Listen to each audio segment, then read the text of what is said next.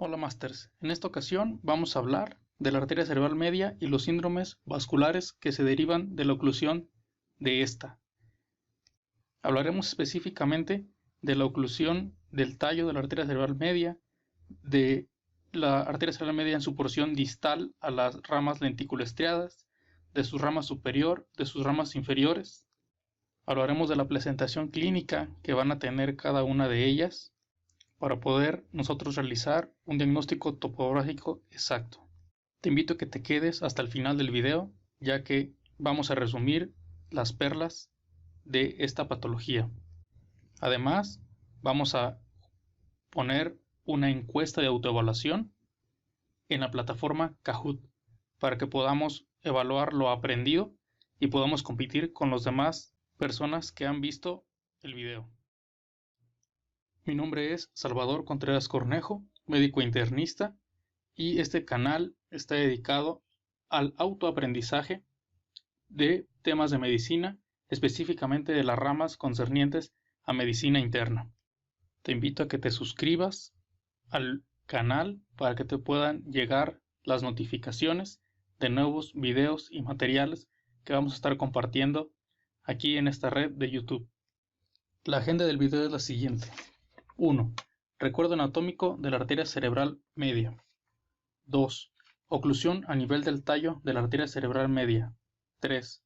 Oclusión distal de la arteria cerebral media antes de dar sus ramas superior e inferior. 4. Oclusión de la rama superior. 5. Oclusión de la rama inferior. 6. Manifestaciones del comportamiento en EBC que involucra la arteria cerebral media. Y finalmente 7. Las perlas de la patología.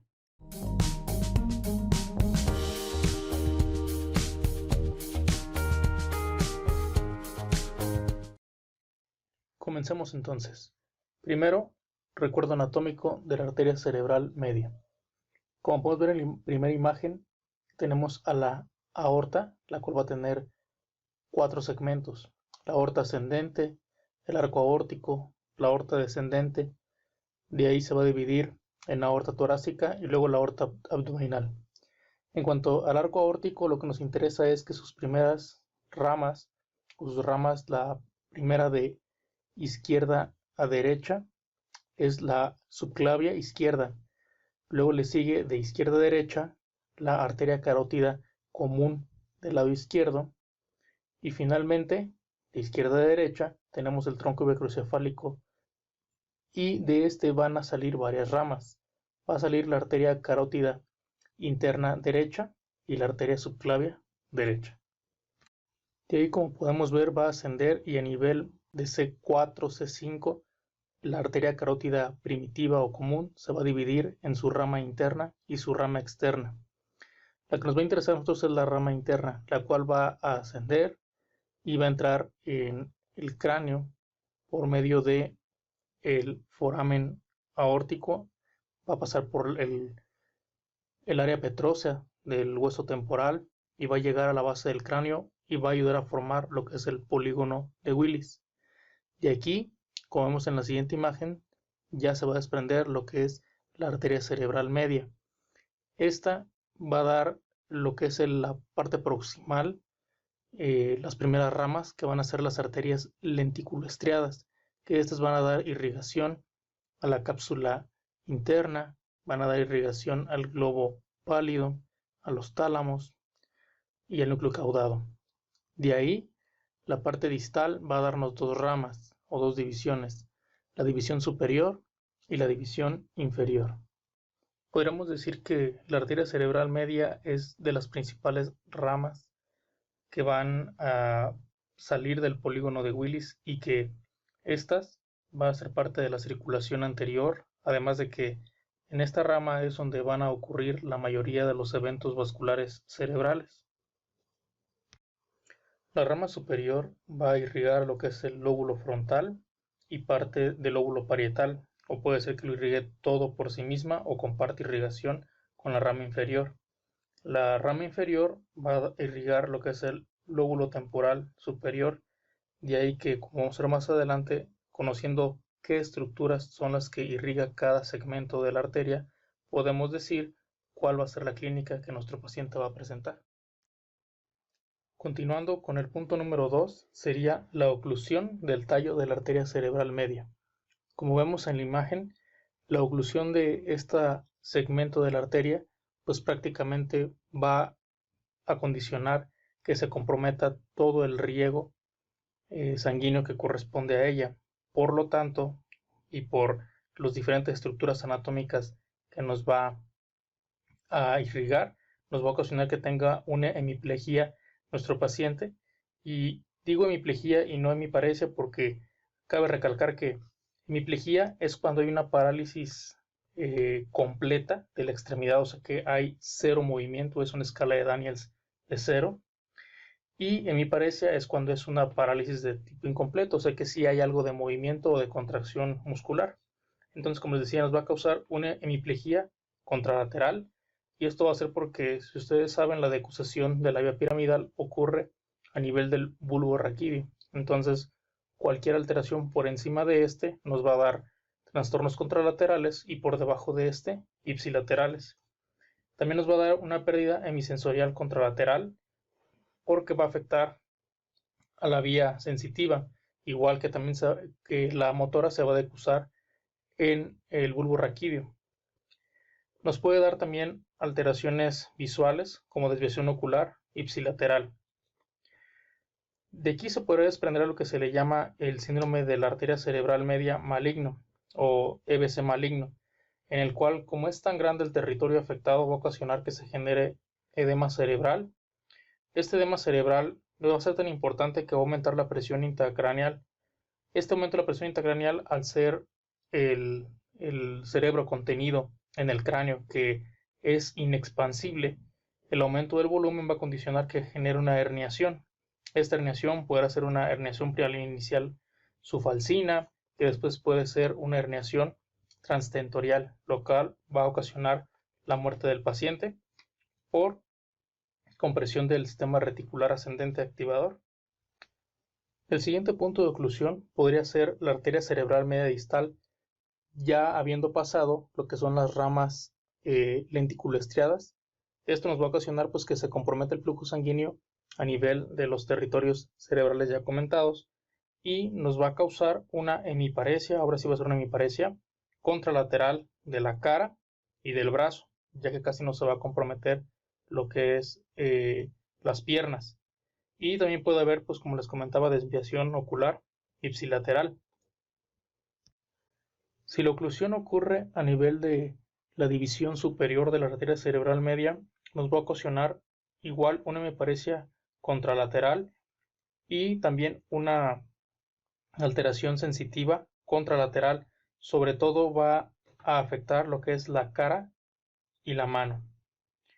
Si hablamos un poquito de manifestaciones del comportamiento por la irrigación que nos va a tener, que es a nivel del lóbulo frontal, pues nos podría ocasionar también afasia de Broca.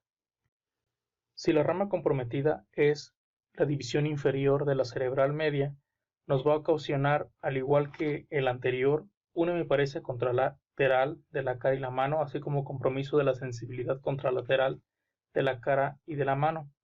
Además, en esta se podría sumarse lo que es una hemianopsia homónima contralateral. En cuanto a las manifestaciones del comportamiento, cuando se compromete la arteria cerebral media del lado izquierdo, el paciente va a presentar síndromes afásicos, los cuales ahorita vamos a comentar. Puede también tener pérdida adquirida del lenguaje, y si este fuera el hemisferio dominante, el paciente presentaría una afasia global. Cuando el compromiso es la arteria cerebral media derecha, el paciente va a tener una heminegligencia izquierda. Quiere decir que esa mitad del cuerpo la va a ignorar, como si no existiera, no le va a hacer caso. Otras manifestaciones del comportamiento en el contexto de oclusión de la arteria cerebral media: se compromete a la rama izquierda y es inferior, nos podría dar también una afasia de Wernicke y un delirio agitado agudo. Aprovechando el tiempo y que estamos hablando de afasias, para poderlas entender un poquito mejor la parte semiológica de estas, lo primero que se le hace a una afasia es ver si es fluida o no fluida. Si la respuesta es no, vamos a ver si el paciente comprende o no lo que se le dice. Si la respuesta en este caso es no, vamos a ver si el paciente puede repetir. Si el paciente no repite, se considera que es una afasia global. Entonces, una afasia global, al revés, sería un paciente que tiene un lenguaje no fluido, no comprende y no repite. Si el paciente no tiene un lenguaje fluido, no comprende, pero sí repite, sería una afasia mixta transcortical. Si el paciente no tiene lenguaje fluido, pero sí nos comprende y no repite, sería una afasia de Broca. Si el paciente tiene un lenguaje no fluente, sí comprende y sí repite, sería una afasia motora transcortical. Por el contrario, en las que son fluentes, en estas vamos a preguntar si repite o no. Si el paciente tiene un lenguaje fluente, el paciente comprende y el paciente repite, hay que ver si el paciente puede nominar. Si el paciente no nomina, sería una afasia anómica. Si el paciente tiene un lenguaje fluente, sí comprende, pero no repite, será una afasia de conducción. Y si el paciente tiene un lenguaje fluente, el paciente no comprende y el paciente no repite, será una afasia de Wernicke. Y si el paciente tiene un lenguaje fluente, no comprende y sí repite, será una afasia sensorial transcortical. Bueno, Master, pues estamos por concluir el video. Creo que es un video corto, muy informativo, que contiene lo que debe de contener, no más, no menos. Lo que podamos rescatar, que puedan ser las perlas de este tema, sería que las principales ramas de la arteria cerebral media son las arterias lenticuloestriadas, que van a dar irrigación a la cápsula interna, que van a dar irrigación al núcleo caudado, que van a dar irrigación al tálamo y que van a dar irrigación al globo pálido y al putamen.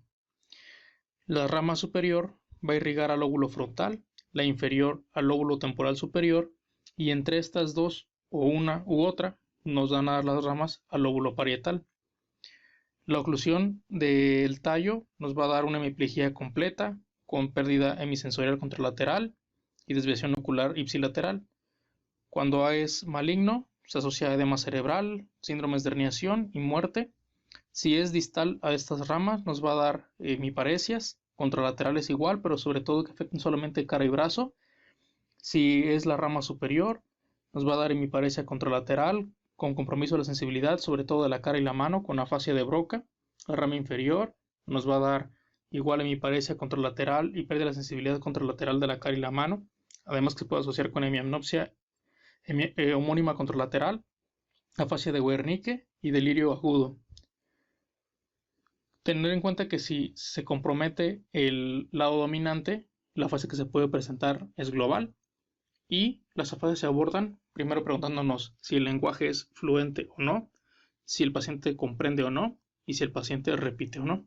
De esa forma podríamos integrar todos los diagnósticos y la topografía de donde se encuentra la lesión.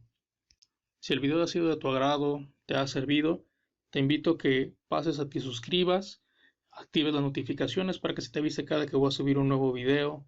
Dale me gusta al video, comenta algo si tienes alguna duda, alguna aportación o lo que se te ocurra que puede ser importante para el tema.